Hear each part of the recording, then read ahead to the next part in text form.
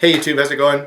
Kevin Cleary here with a knife video, and let me tell you by way of introduction that you guys are all aware, I'm sure, of the Emerson Kershaw collaborations. There's a bunch of them, and I did review the CQC4K a couple of years ago, I guess 2014 when it came out, and I thought it was a good knife, but I didn't like the chisel grind. Okay, now a number of those knives I thought looked really good, just that they were too small. In fact, a lot of them.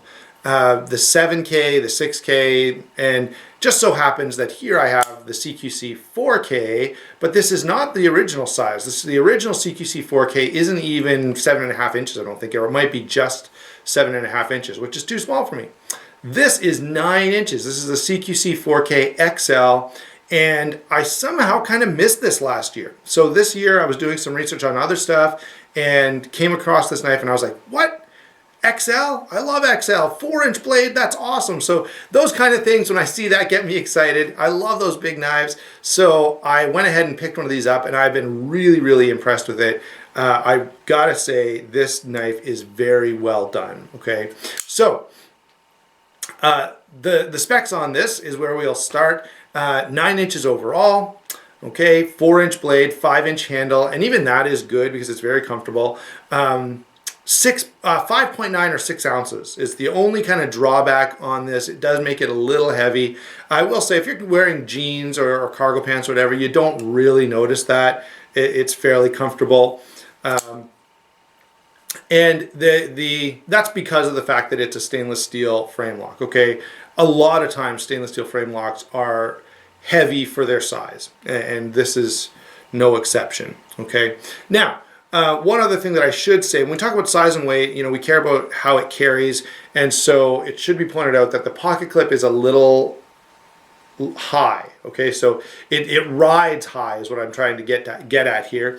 There's almost an inch of knife sticking out of your pocket. Now that is to allow the wave feature to work properly, and we'll speak about that when we talk about lockup and deployment.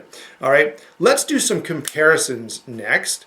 This knife is pretty big. Okay, so there are some distinguishing features about this that differentiate it from a lot of its competitors, but we should point out that this, like that $35, $30 to $40 price point in a knife, is a huge market. There are literally thousands of knives that you could compare this to. Okay, I've got a few popular ones here, so we'll go with that. Of course, one obvious competitor would be the Rat Model 1. Very close in size. The Rat 1 is 8.5 inches, but around the same price point, a little bit more expensive, very well built. This is a liner lock rather than a frame lock, and so that may be a deciding factor for you. But again, I think the challenge that any knife has in this price point is there are a lot of great competitors. So there it is compared to a Rat Model 1.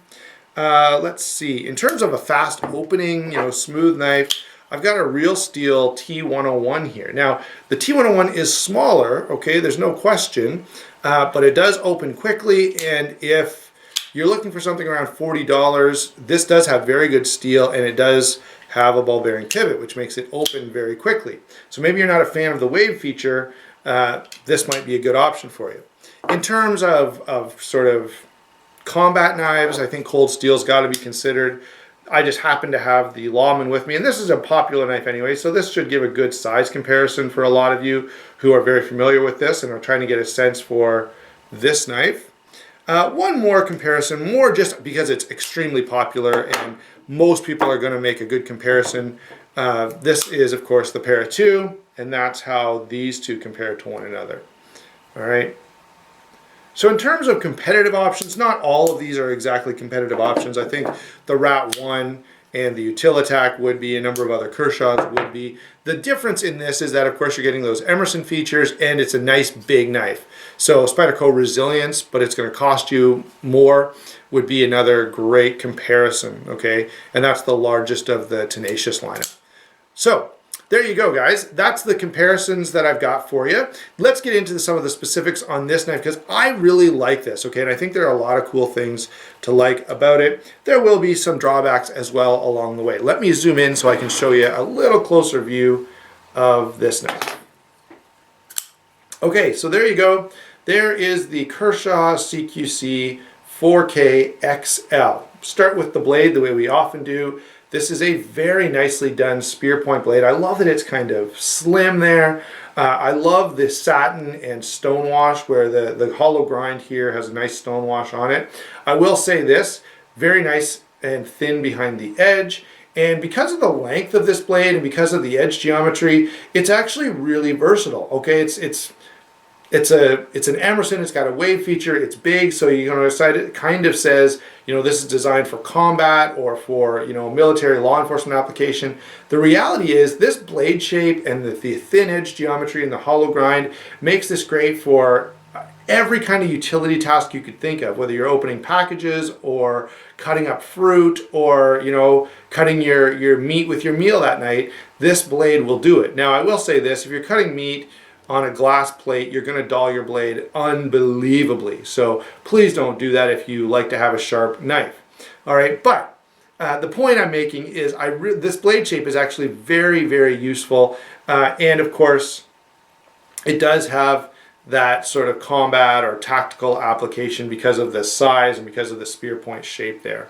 Okay, now HCR13 MOV is just a good budget steel. Okay, it's not going to hold an edge like S30V or anything like that, but it'll hold one well enough that for the average user, you're going to be happy to sharpen it maybe once a week or so.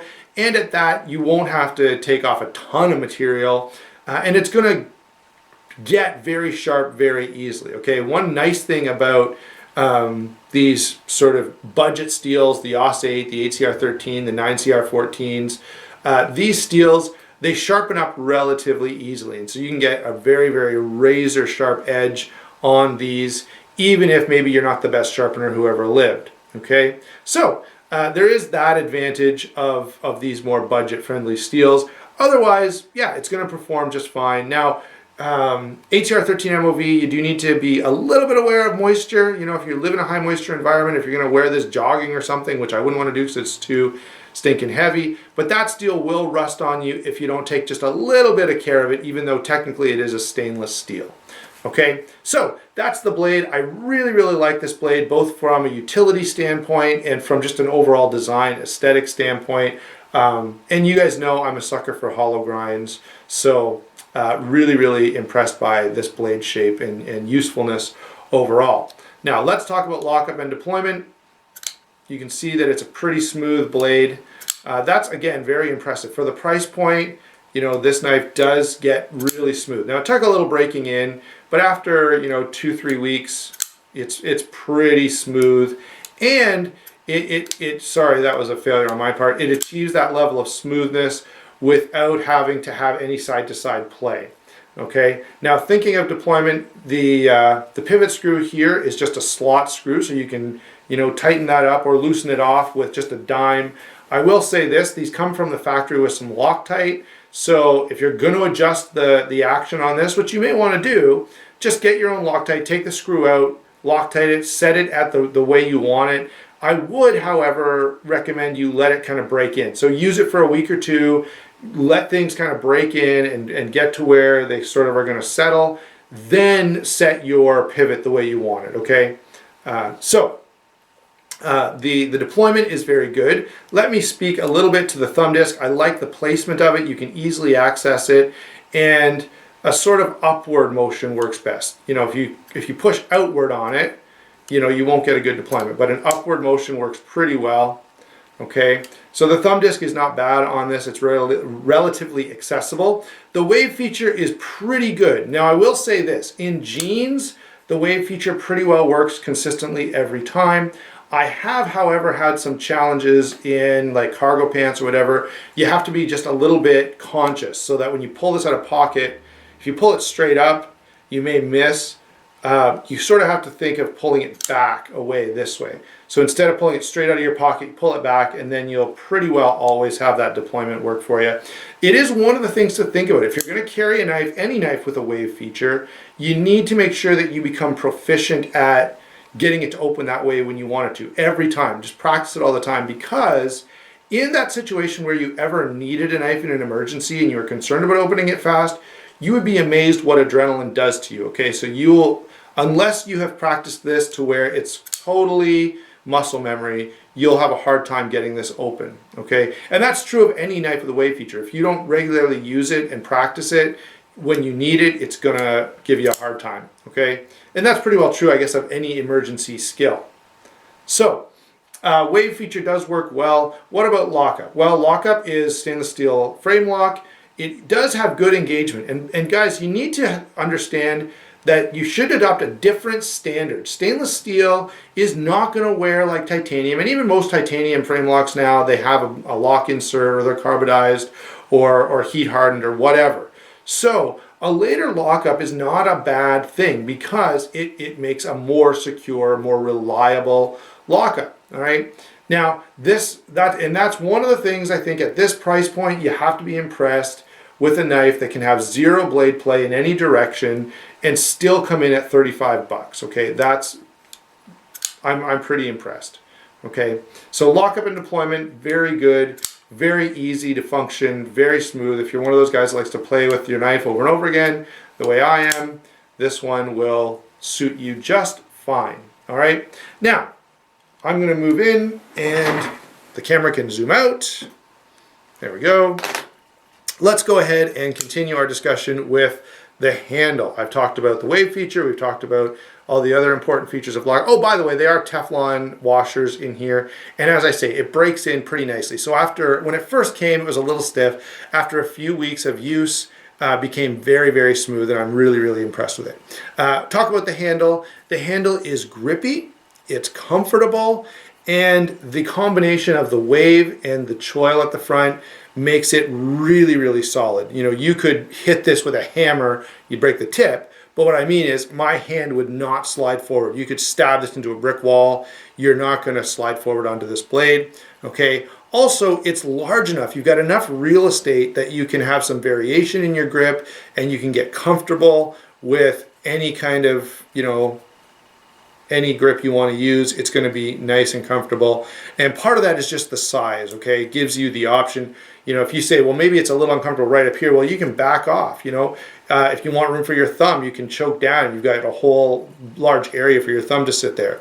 And that's one of the advantages of a large knife handle. That's why so many people comment on the comfort on the Para 2. You know, yes, you've got a shorter blade, but you have, you know, a good 4 3/4 inches of handle, which gives you a lot of real estate, okay? Same with the Rat 1, tons of real estate there to get your fingers wherever you want them to be comfortable. And so, you know, there is an advantage. I know it's more difficult to carry, but there is an advantage when it actually comes to using your knife to having a handle that can really allow you a full grip on the blade and even allow you some variation in where your hand is going to land on that handle. So good, comfortable handle, good construction. It is a backspacer rather than standoffs, and it is regular. Like these are just Phillips screws, and this is a slot, so you don't often see that. The only drawback with Phillips screws is they do strip easier than a Torx bit. Not that Torx won't, and we've all had those problems, right? Comfortable, grippy. Yeah, the backspacer is going to add a little bit of weight, so that's one of the areas they probably could have saved a little bit of weight, but what are you going to do? Pocket clip is tip up, left side or right side. Okay, there's no option to do the tip down carry, which wouldn't make sense with the wave feature, right? It pretty much, in order for this to function, you've got to go with the tip up carry, which most people prefer anyway, including myself. Finally, lanyard hole is good, no complaints. I don't use it, but it would easily fit 550 cord if you're concerned about that. So there you go, guys. That's my take on the Kershaw Collab Emerson CQC4K XL. I really, really like this knife. You know, part of it is, yes, I like the big blade. I like that extra large. You know, I'm a fan of 9-inch knives, but otherwise, it's also just well put together and functions nicely so that, you know, I don't have any major complaints about deployment or comfort or any of those other things that sometimes bother us about our knives. So there you go, guys. I hope you enjoyed the video, and we'll talk to you soon.